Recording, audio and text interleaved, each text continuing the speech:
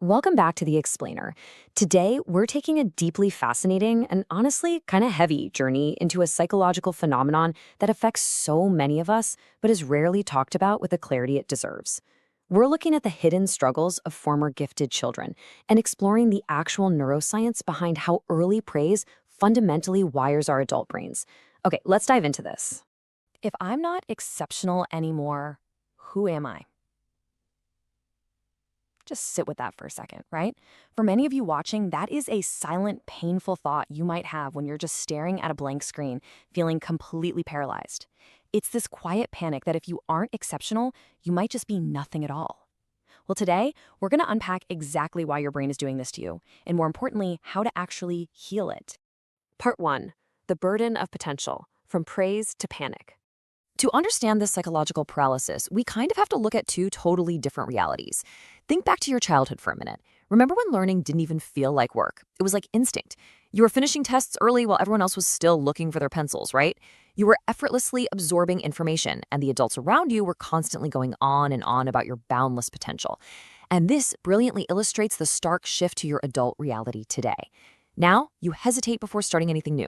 You find yourself staring at blank screens, endlessly avoiding tasks, literally terrified to just begin. Now, if you feel like you're perpetually falling behind, you have to realize something absolutely crucial. You didn't lose your intelligence. Your ambition didn't just pack up and vanish. What you're actually experiencing here is an identity collapse. See, as a kid, you confused your identity with your performance, mainly because praise stopped acting as simple encouragement. Instead, it quietly became your entire definition. Essentially, you were taught that being loved and being impressive were the exact same thing. Part 2. The neuroscience of praise, the fixed mindset. Now, what's really interesting about this slide is how we can look at the objective mechanics of the brain to totally remove that self-blame. So how does this actually happen biologically? Psychologists call this a fixed mindset. When adults constantly told you, "Oh, you're so smart," they were unintentionally teaching your developing mind a really dangerous lesson. Every single time you succeeded without effort, your brain got this massive hit of dopamine, linking that reward strictly to the label of being smart rather than the actual process of learning. Because success came so easily, the neural pathways required for discipline and resilience, they literally never had the chance to form. And here is where the neuroscience gets incredibly revealing. Because of that fixed mindset, your nervous system is completely hijacked. When you encounter a challenge today, your brain's fear center, the amygdala, doesn't see it as an opportunity for growth. No, it detects a high-stakes emotional threat to your survival. If you have to slow down or ask a question, your nervous system triggers a literal panic response. It interprets that struggle as terrifying evidence that you're a fraud who doesn't actually belong on that childhood pedestal. Effort literally begins to feel dangerous.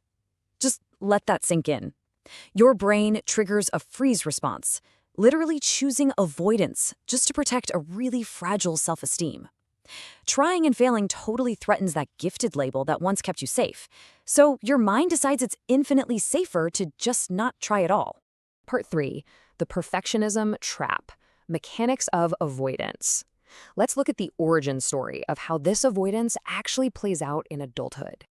Let's break down these mechanics of avoidance, because honestly, this is a brilliant, albeit super painful, survival workaround created by your mind. In your early years, success quietly stood in for emotional connection. You shined without taking up space, but nobody actually taught you how to be supported when you struggled. Then adulthood hit. The clear rankings and gold stars were gone, replaced by these terrifyingly ambiguous outcomes. So you retreated into what researchers call living in potential. This is exactly why you have 20 tabs open right now but haven't started writing a single word. You procrastinate, waiting for the perfect moment, because if you never fully start, you can never fully fail. Perfectionism here isn't about achieving excellence, it's just a gatekeeper protecting you from the exposure of being ordinary. This precise mechanism, constantly fighting your own nervous system's freeze response, leads directly to the deep exhaustion so many former gifted kids feel. It's often categorized as high-functioning depression. And listen, this isn't fatigue from simply working too hard. It is a quiet, persistent drain from the exhausting task of constantly negotiating with yourself. You're carrying around massive, unreleased expectations, and you end up simply enduring life rather than actually living it. Part 4. Healing the gifted mind, a gentle solution. So the crucial point is that we need to pivot away from harsh self-discipline and look at a psychological remedy. The answer doesn't lie in harsher self-discipline or just forcing yourself to work harder. Healing this requires a leveraging neuroplasticity, literally repatterning your mind. Step 1 is grief. You must actively mourn the extraordinary, effortless future you thought you were supposed to deliver. Step 2, gracefully let go of that gifted identity mask. It kept you safe once, but man, it's suffocating you now. And finally, step 3, you must actively teach your nervous system to tolerate being a beginner. You have to expose your brain to uncertainty without rushing to prove anything. You're rewiring your dopamine pathways to value consistent, imperfect action over flawless execution. Part 5, showing up imperfectly, becoming real. Let's bring this to a bit of an emotional resolution. Reclaiming your potential requires a completely new, much healthier definition of self-worth. Growth must stop being about becoming extraordinary and start being about becoming real. Your worth was never meant to be measured by how impressive you are or how far ahead you get. True worth lives purely in your willingness to show up imperfect and unfinished. I want to leave you with this final provocative thought. What was the exact moment you realized your worth wasn't measured by being impressive? If this explainer put words to a quiet weight you've been carrying around for years, please know you are absolutely not alone. Leave a comment below and share your experience with us. Sometimes simply naming it out loud is the very first real step to rewiring your brain.